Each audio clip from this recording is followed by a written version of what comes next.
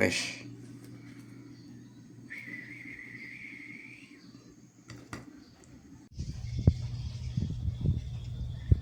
Okay guys, anong gagawin?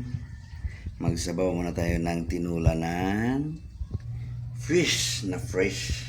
Diba? Okay guys, umpisahan na natin to. Lagay natin ang ating mga sangkap guys. Hintayin natin siyang kumulo muna. Huwag tayong maglagay ng mantika guys kasi cholesterol yun.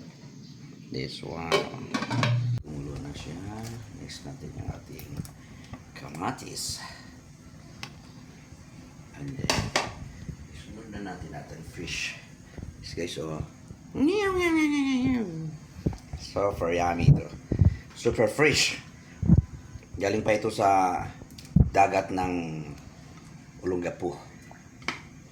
Sa ulo ni Gapo. Dito guys, oh. Sarap.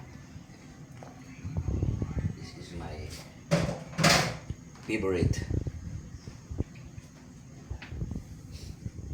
Super kulo na guys. Lagyan na natin ating mga gulay-gulay dyan para magsabay na sila ng kasarap dito. Wow! Super yummy ito. Super yummy guys. Okay guys. Hintayin natin ang maluto siya guys.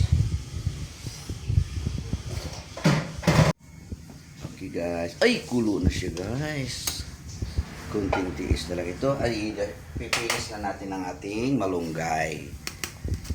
Anong English ng malunggay?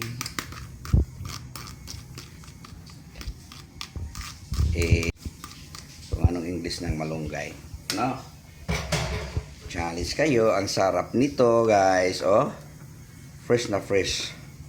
Super fresh guys. Oh, yan oh. Very yummy. Very good. Okay guys. Thank you for watching.